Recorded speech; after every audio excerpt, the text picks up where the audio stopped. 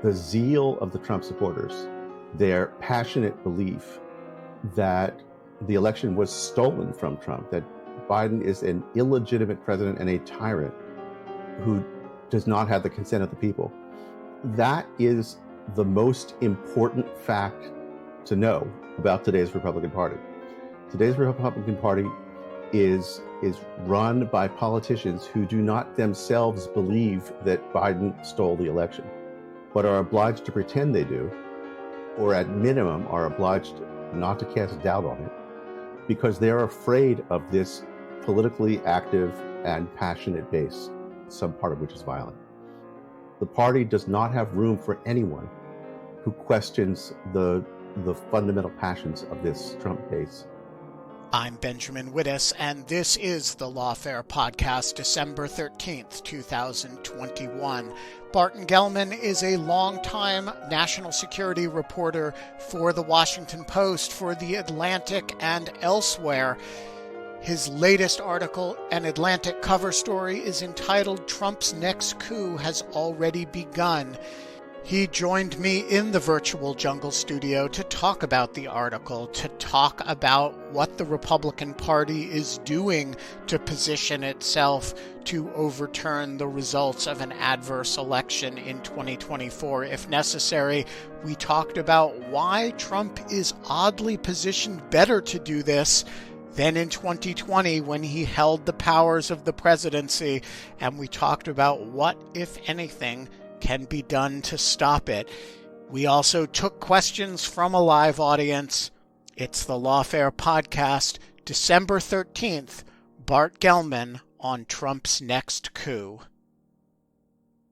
Bart, I want to start with not this article that you wrote, but one that you wrote in the fall of the election year, in which you tried to imagine what something like what ended up happening, which was an effort by the incumbent president not to accept the results of an election that he had lost.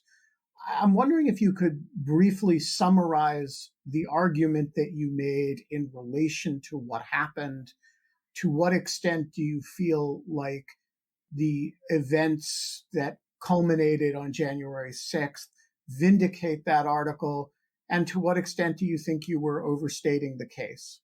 I started off the article in September of 2020 with the premise that under no circumstances would Donald Trump ever concede a loss if he did lose the election, that he was irrevocably committed to the idea that only fraud could prevent him from a glorious victory. And I wanted to explore the consequences of that.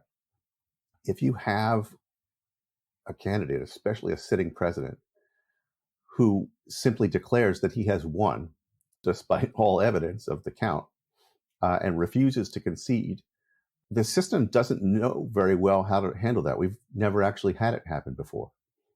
Losing candidates have always conceded, and the moment of concession is the moment the election is over. There is no overall referee for the election. You know, there are 10,000 or so election authorities around the country at the county level. There's the Electoral College, there's Congress, which was split. There are numerous state authorities, which vary state by state. There's no one referee that says, pal, you lost the election, go home. And I forecast that he could make a lot of trouble and make efforts along a lot of different lines of authority to overthrow the results. And he did make those efforts, and they worked, honestly, better than I thought they would. The one thing that did not happen was the appointment of actual dueling slates of electors for Congress to work out. That's not for lack of trying. Trump's central strategy in overthrowing the election then and will be again next time, to persuade state legislatures in Republican states to overturn any results that favor Biden by appointing Trump electors regardless of the vote of the state voters. And here he's taking advantage of some basic facts on the ground. There are 6 or 7 swing states that Biden won in the 2020 election and that are turning blue in presidential politics, but that remain governed at home by dominant Republican state legislatures. State House, State Senate is heavily Republican. The statewide voters are beginning to vote Democratic. And the Constitution says in Article 2 that electors shall be appointed by each state in the manner set by the legislature. And it used to be, back in the old days, in the founders' days, legislators actually did appoint electors directly. The voters had nothing to do with choosing a president. That's not been true for 150 years now, and Trump wants to bring it back. All right. So a great deal of your recent article is focused on the culture of the potentially violent movement or the committedly violent movement that are the kind of shock troops of this coming effort. But I want to focus first, I'll tack back to that later, but I want to focus first on what is in the last few pages of this article, which is the sort of specific policies that have been enacted at the state level and the legal theory that has been developed in order to facilitate what you just described. So you allude to this in the beginning of the article, but you develop it at the end of the article, which is how is Trump differently situated in an attempt for 2024 than he was in 2020, despite having lost the powers of the presidency. You argue that he's actually in a better position to make this happen. Walk us through why. Yeah, that's exactly right. What he's lost is he's no longer commander-in-chief, no longer chief law enforcement officer of the United States, no longer in command of the federal bureaucracy. But those tools failed him in his attempt to overturn the election last time. He was, just by a hair, unable to get the Justice Department to back him in his effort to overthrow the election. He was not going to get the military to back him, and he had strong indications from the Joint Chiefs that they would not cooperate. And so the way he tried to overthrow the election that was more effective was as a politician, as a demagogue who commanded the loyalty of tens of millions of supporters, as a litigant, as a party leader. And what happened is that he was thwarted at key moments by the individual decisions of election administrators and public officials. So you had Brad Raffensperger in Georgia, the Secretary of State, who counted and then recounted and recounted, and after the third time, certified that Biden had won the state. He was a lifelong Republican politician, but he faithfully carried out his duty to be a fair referee of the election. And then you had Governor Kemp, who went along and, despite pressure from Trump, also signed the certification. What's happened now? First of all, Trump and his Republican allies have declared them, those two politicians, to be disloyal, has sought for their removal. So Trump is backing another candidate to challenge and replace Kemp. He's doing the same thing with Raffensperger. Meanwhile, the state Republican Party has censured Raffensperger and has removed him from the critical role as Secretary of State of the voting chair of the Board of Elections for the state. That is to say, even if he wins re-election in office, he will not have a vote in certifying the next presidential election. They're simply saying you don't have that power anymore. And for good measure, in order to assist Trump, they have given more power to the state election board, minus Raffensperger, to fire the county election authorities who supervise and certify the vote in places like Fulton County, which happens to be Atlanta and the center of Democratic voting power in the state. So they've increased partisan control over the election results, removed the obstacle in Raffensperger, and is trying to unseat both him and Kemp. They're doing things much like this all around the country. Every obstacle Trump faced is being assaulted now by his loyalists. Okay, so let's talk about that nationally. It seems to me there's been a lot of attention to the machinations in Texas, but Biden didn't win Texas. And so you could say, well, you do stuff as bad as you want in Texas. It actually doesn't change a single electoral vote. What is the universe of states that plausibly could vote against Donald Trump and actually have these machinations that you're describing either at the certification level or we're going to talk about the constitutional theory in a minute, the state legislature simply deciding not to honor the vote and certifying its own electors? What are the universe of states where these machinations actually could be dispositive for the electoral vote going to a candidate other than the one that won it? So first, there are the states where the legislature has made affirmative changes in law or in personnel that would directly assist Trump in overthrowing the election results. So you have new laws in Arizona that affect who the referee is. For example, the governor of Arizona and the legislature are Republican. The Secretary of State, Katie Hobbs, the incumbent, is Democrat. So the legislature passed a law that removed Katie Hobbs, the Secretary of State, from the line of officials who may be involved in litigation over an election. They've simply said, you can't represent the state in litigating the election. We're going to give that power instead to the Republican Attorney General. And we're doing that only for purposes of this election period. In case we elect a Republican later for Secretary of State, we'll restore that power. There was a bill in committee in Arizona that was truly remarkable, and it harked back to what was happening in 2020. Trump was asking state legislatures to decertify the certifications of the election and the certified electors representing their states. He was asking them to do that long after the electoral ballots were cast on December 14th.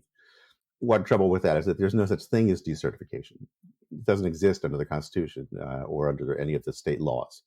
And so Arizona legislature proposed a bill that said that at any point up until the inauguration of the next president, the state legislature would have sole authority by a simple majority vote to decertify the electors that had been sent by that state to be counted in the Electoral College.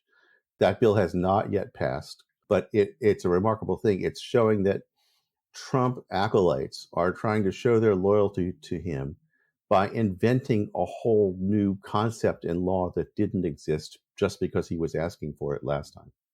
So you've mentioned Georgia, you've mentioned Arizona. These are obviously two big ones because, they are states that Trump needed to win in 2000 and will need to win in 2024 and didn't win. But if you give them both to Trump, Biden still wins the election in 2020. What are the other states where we are seeing this where the action is actually potentially dispositive vis-a-vis moving electoral votes? All right. Well, if you add to those two states, Wisconsin, which is next in the line, where the Republican Party is just blatantly and frankly taking over election administration from the bipartisan board that it had created itself a while back. That's another one. So Wisconsin would be the third. Those three states, Wisconsin, Georgia, Arizona, would be enough to flip the election. There are Republicans working in this direction in Pennsylvania and Michigan, but they have the problem that at the moment there are Democratic incumbents as governor who can veto legislation. There is no such thing as a veto over a legislative appointment of electors, at least most probably not. If the legislature is trying to seize back its power under Article 2 of the Constitution to appoint electors directly, the Constitution says nothing about doing this by legislation that requires a governor's signature. And so Pennsylvania and Michigan are contemplating more seriously than they did last time that they could actually appoint electors directly, which does take us into the theory of constitutional litigation that you wanted to get to. Yeah, so this is a good transition to that subject. It seems to me that there's three levels at which this game is being played before you get to the violent uprising issue that you spend a lot of time on in your piece. I don't mean to minimize violent uprisings, but they're by nature lawless. And so for a law-focused podcast, let's do the law first, then we can do the law, the truly lawless stuff. The constitutional theory here seems to me to have two elements, and the merits of which are not obviously the same, right? So one is whether when the Constitution says that the electors will be chosen in a manner that the state legislature shall determine, whether that reference to a state legislature in a Bush v. Gore concurrence kind of fashion precludes the action of any at state level actor other than the legislature. The governor has no role. The local election officials can't make kind of interstitial judgments. The second question is, does the legislature even have to have an election at all? Or can it simply say, the voters said Joe Biden, but the voters are dunderheads. We're sending a slate of electors for Donald Trump. And so I guess my question is, both theories are theories of state legislative exclusivity in this. And both seem to me to be very important to the strategy, because one is an effort to keep all these pesky local electoral officials out of the process of, making rules, making policy, and frankly, counting votes. And the other is an effort to have the ability to say, screw the people, we're just doing this the way we want to do it. And I guess my question is, how much of this strategy is ultimately about these final sort of exclusive legislative prerogatives? How much is this really all about those authorities at the end of the day?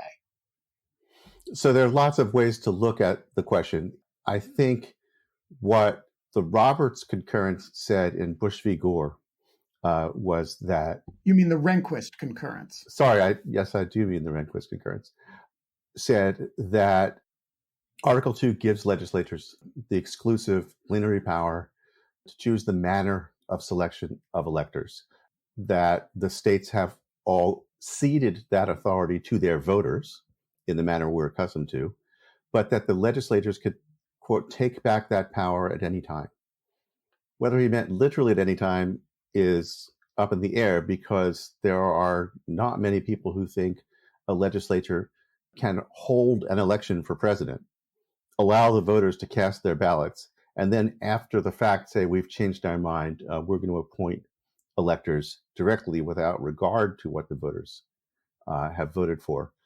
But if a state legislature were to pass a bill today saying that for 2024, we're not going to allow Pennsylvanians to vote for president, we're just going to decide ourselves. Clearly constitutional, right? Almost certainly is constitutional, and of course is so profoundly anti-democratic that even in these days, it's hard to imagine them willing to say that openly and face voters afterwards on the platform that you don't get a vote for president. But if they did that, if they tried to do that, they could probably get away with it. Although politically, I think they couldn't, and I think that I think the backlash would be extraordinary, and they would nonetheless still be holding elections for their own jobs.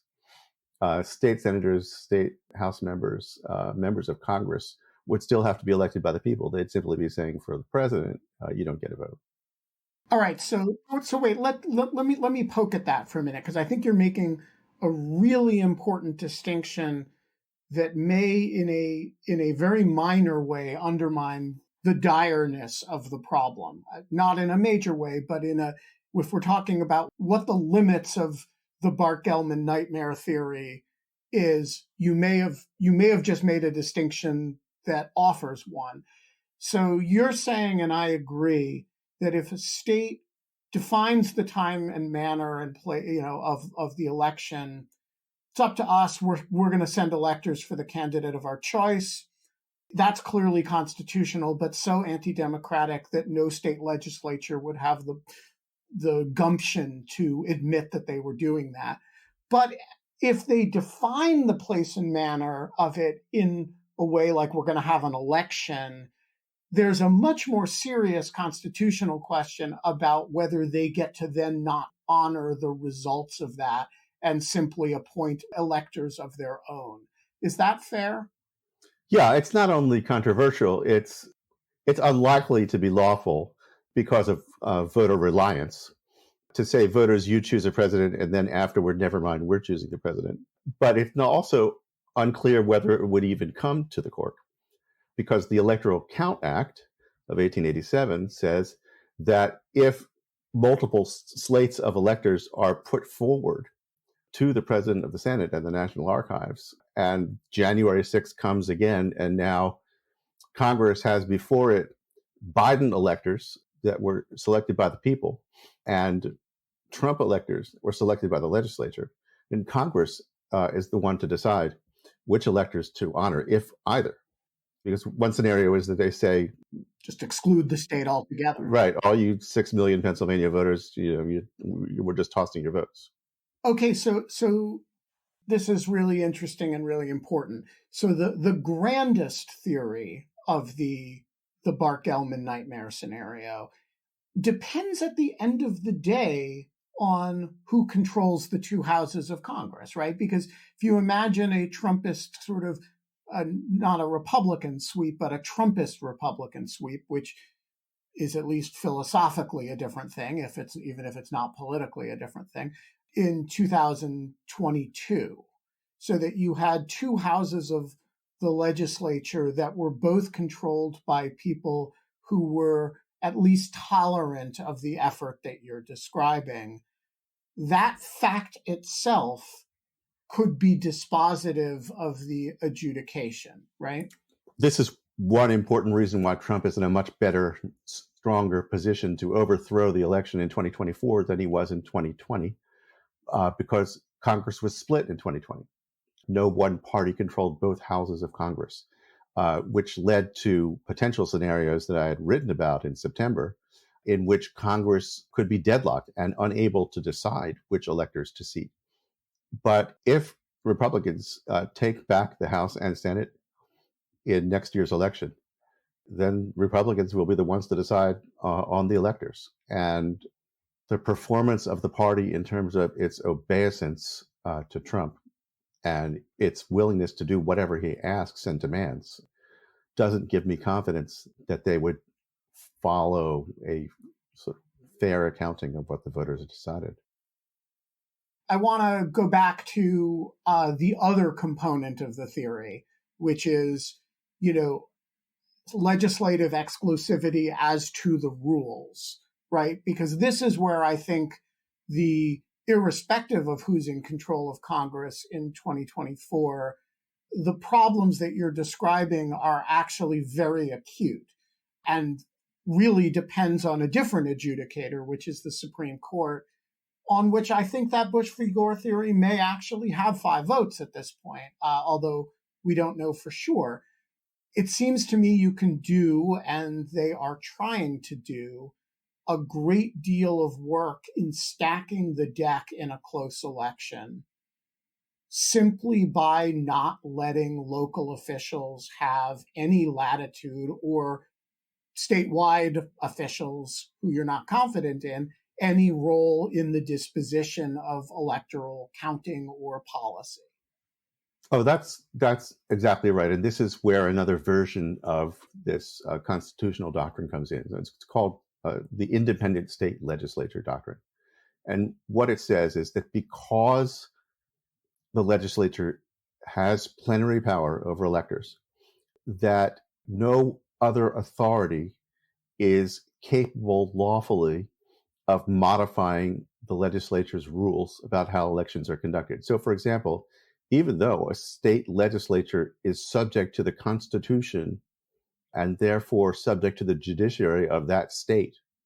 A strong version of this argument of independent state legislature is that even if the state Supreme Court rules that the legislature must allow 3 additional days of voting for mail ballots to come in on account of the pandemic, which happened in Pennsylvania. Even though the Supreme Court rules that, the state Supreme Court, the legislature is not bound by it. And in fact, votes that come in during that 3-day period will not be counted because the legislature didn't authorize that. And likewise, you have a theory that would say that federal court rulings can't change legislative rules. And you have a theory that state officials and local officials, administrators of elections, can't say, for example, we had a power outage for 3 hours, so we're going to hold the polling place open for 3 additional hours today. Or all the hundreds and hundreds of different kinds of accommodations that have to be made that aren't explicitly described by state legislative rules, but they're just subordinate decisions that have to be made by administrators. Any of them could be the excuse for saying the legislature was not honored and the elections as counted won't stand. Right. So how do you, if you're imagining the implementation of the Gellman nightmare scenario, how do you imagine it? Like, what's the order of fear in terms of, is the primary fear that the rules are sufficiently stacked so that the votes get counted and certified in an inaccurate fashion? Or is the primary fear that maybe even that fails and you end up with a legislative appointment of a slate of electors that then Congress winks and accepts? I think both could happen. I think that what we're not likely to see is a legislature that baldly states, we see that Biden has won the state vote, but we're going to appoint Trump electors anyway. They're going to say instead that the voting results are unreliable or violated the law or were fraudulent.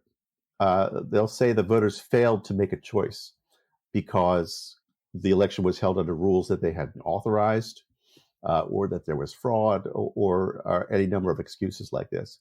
So in the first instance, they're doing the traditional Republican voter suppression. They're setting rules in many states that are calculated to reduce the number of minority voters, reduce the number of very young voters whose addresses tend to change frequently, for example, and may not match on voter rolls, to reduce the number of voters who rely on drop boxes because they can't get to polls on election day.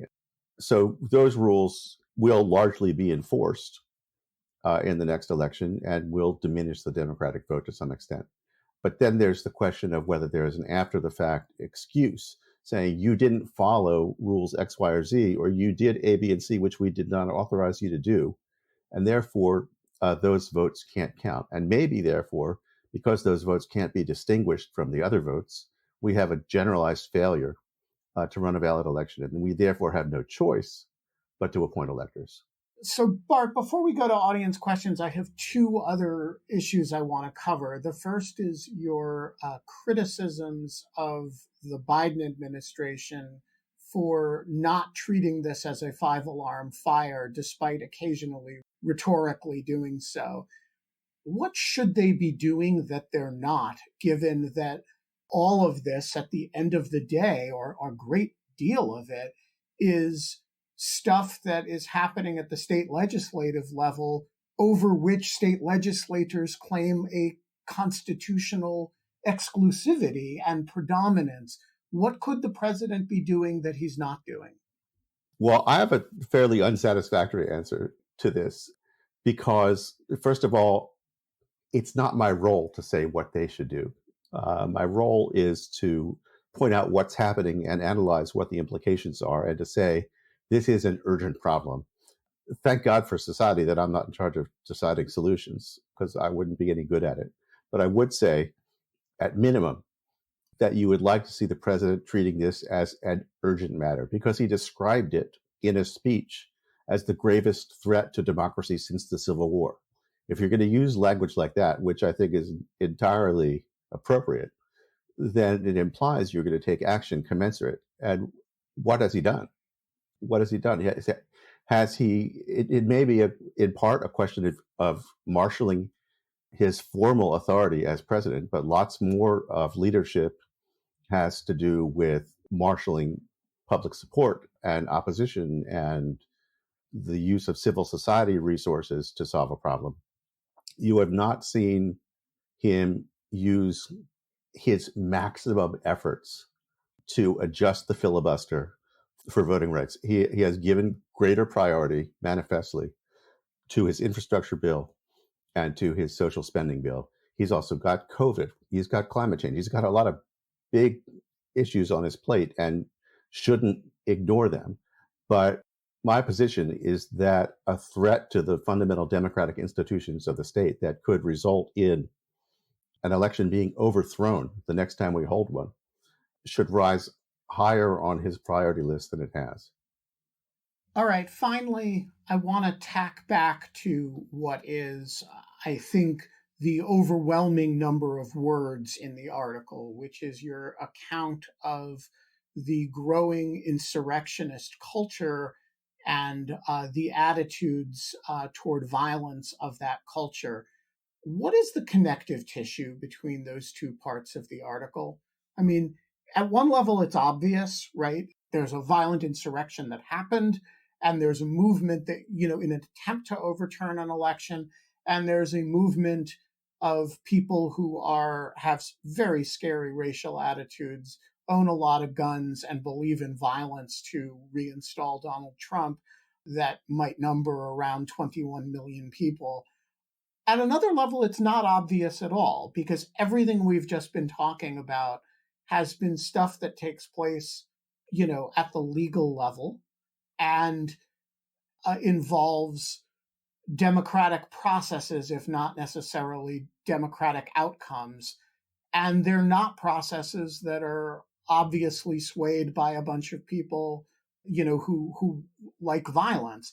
And so what is the real connection between that last third of the article and the body of the article about scary people? I'm glad you asked that, because I think there is an important connection. So, first of all, just for those who haven't read it, there is now an evolving mass political movement that is comfortable with and supportive of violence. And we haven't had that in this country for about 100 years, since the sort of revival of the Ku Klux Klan in the 1920s, the second movement of the Klan. We haven't had, large numbers of middle-class Americans prepared to support political violence. The zeal of the Trump supporters, their passionate belief that the election was stolen from Trump, that Biden is an illegitimate president and a tyrant who does not have the consent of the people. That is the most important fact to know about today's Republican Party. Today's Republican Party is run by politicians who do not themselves believe that Biden stole the election, but are obliged to pretend they do, or at minimum are obliged not to cast doubt on it, because they're afraid of this politically active and passionate base, some part of which is violent. The party does not have room for anyone who questions the fundamental passions of this Trump base. Trump is not the mastermind of all these picky legislative and rules changes and constitutional doctrines. He obviously isn't capable of that sort of thing.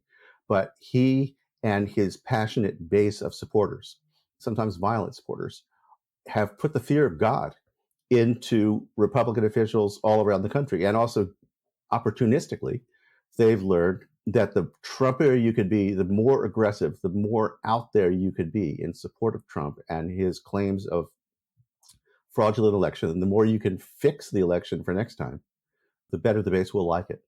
And so I think the energy behind all these legalistic changes we've been talking about does come from that base. All right, we're going to go to audience questions. Christopher, the floor is yours. Hi, Barton. Excellent article. So you conclude by saying that Trump may well win the 2024 election in a fair way, but he doesn't intend to take the chance that he loses. So I wanted to ask you. We've seen, I think, at least three elections where a losing vice president has presided over the count over the loss. So I think it was first in the 1800s, and then Al Gore, and then Mike Pence. So how confident are you that with all this happening, if it gets to an outcome where Biden and Harris are reelected, that the count and everything would go off routinely?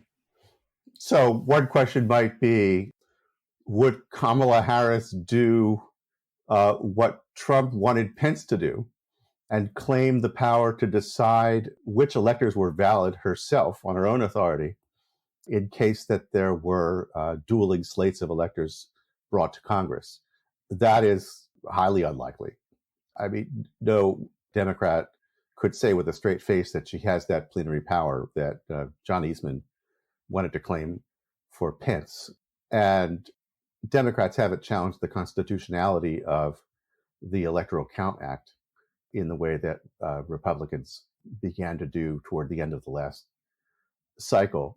So it might be that she presided over a count on January 6th, 2025, in which there were dueling slates of electors, and the Republican House and Republican Senate voted to count the Republican electors, even if the Democratic electors were the ones that came from the state votes. And she would be in an awful position, but I don't think she would succeed if she tried to claim authority to make the decision herself. And just to be clear, what would be the mechanism by which she would, she would basically preside over the dispute. The houses would break into separate proceedings and vote and come back with an outcome, and it would bind her, right?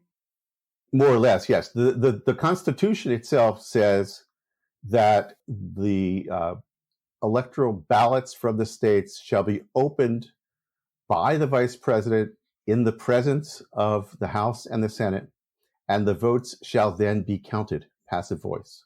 So who counts them?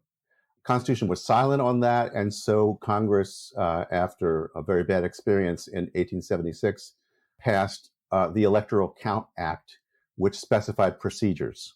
It's a very poorly drafted act. It's got gaps and holes in it, but it's not terribly ambiguous about what will happen if the same party controls both houses. House and Senate would each break up into its own chamber and vote on the slates of electors and come back and present those votes to the vice president, who has no deciding authority herself. Harry, the floor is yours. Thank you, Ben. My question is the following. Since a state legislature chooses the manner of choosing the electors, does that arguably preclude the legislature from choosing a second slate of electors after an election, because there is no law regulating the manner in which the two House state legislature would go about choosing a second slate? I guess the question assumes that a state legislature can only act lawfully. If it doesn't act lawfully, it's not acting as the state legislature, and therefore it can only act according to some preceding law. That's exactly the form of one argument against the idea that the legislature could choose electors after permitting an election. The argument is that the power that the legislatures exercised was the power to say, we are going to choose electors this year by means of an election held among the voters, and whoever wins the most votes will win the electors. And that power does not allow the legislature to act contrary to that law that it passed in advance of the election. The counterpoint argument would be that the legislature's inherent power under Article 2 of the Constitution is never relinquished.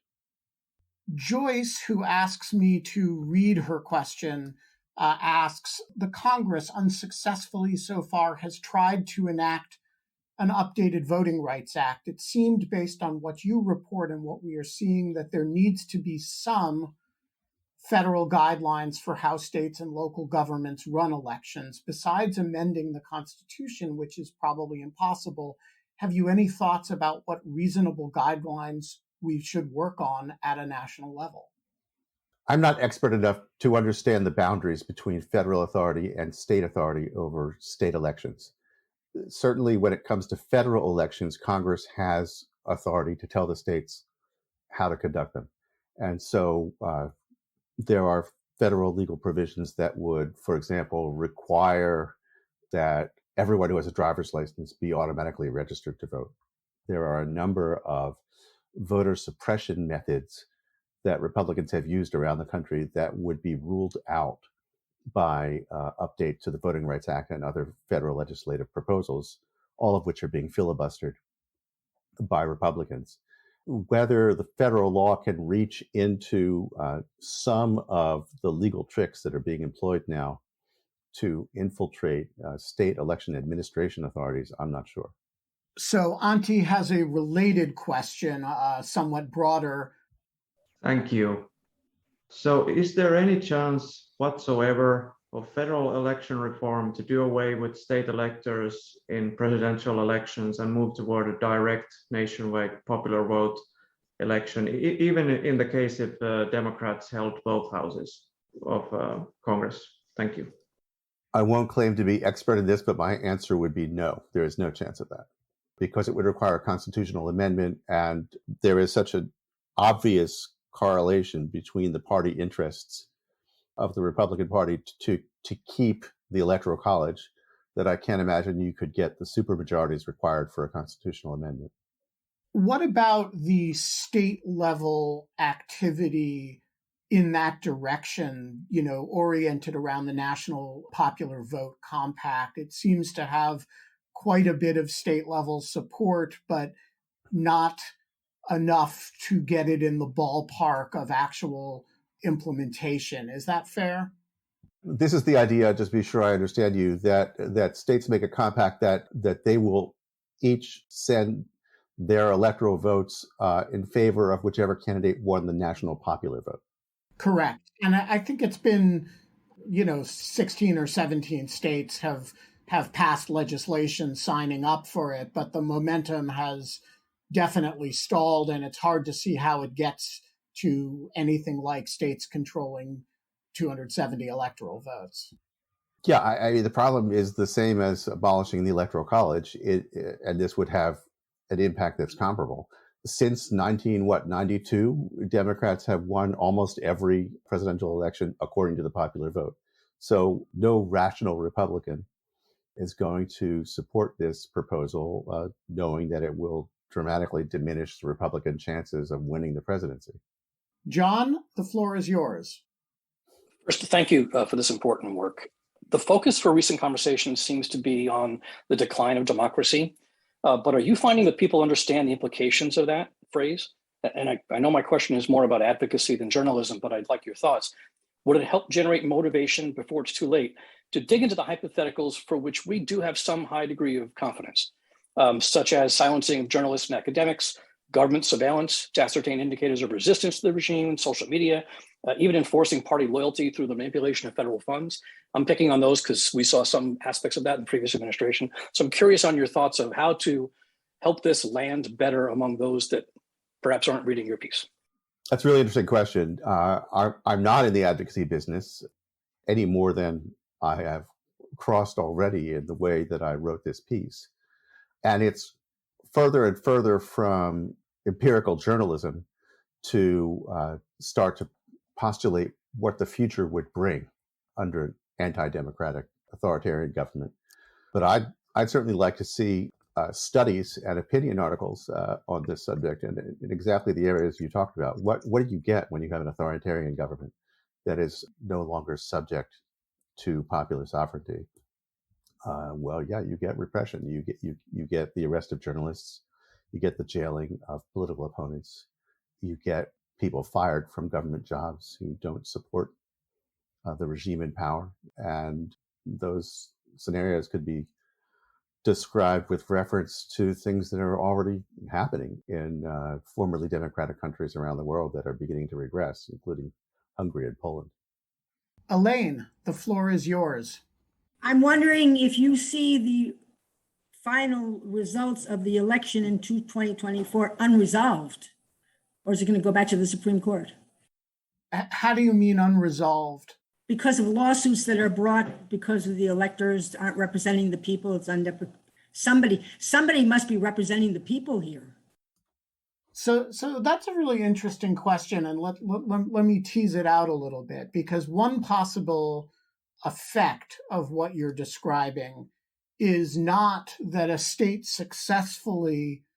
legislators successfully get Congress to count the wrong electoral votes, but simply that you throw the whole thing into confusion and you have a mess of litigation, competing slates of electors, and competing claims about who wins. And I'm curious, I think I'm channeling Elaine correctly here. Like, what happens if the result is, January 6th, we have an electoral count and there is genuine dispute that can't be resolved? I guess the Constitution says it goes to the House of Representatives, right? Sort of. There was a plausible scenario like that, and I spent some time and space on it in my September 2020 article, that with the House and Senate split, that there were scenarios for deadlock in which you could have 2 or even 3 people laying claim to the presidency, the third being the Speaker of the House, under certain circumstances, based on the ambiguities and failures of the Electoral Count Act. With Republicans in control of both houses of Congress, that's exceedingly unlikely. If there are dueling slates of electors, the Republican-controlled Congress is either going to accept the Republican electors, or it's going to throw out electors from all the states that have dueling slates, which will leave nobody with 270 electoral votes. And then under the 12th Amendment, the election is thrown to the House of Representatives. And it's not a simple majority vote in the House of Representatives. It's a vote state by state. Each state gets 1 vote based on the composition of its state delegation. And right now, even without Republicans in control of the House, Republicans do control 26 of the 50 state votes. So under the 12th Amendment scenario, the Republican wins. I have one question before we let you go, Bart. Do you see any ray of hope in this? I mean, you've described a kind of inexorable slide toward a very, very bad place. What are the notches on the slippery slope here, if any, that give you any hope about it? I describe, I would say, an unchecked slide towards authoritarianism, but I don't believe that it's incapable of being checked.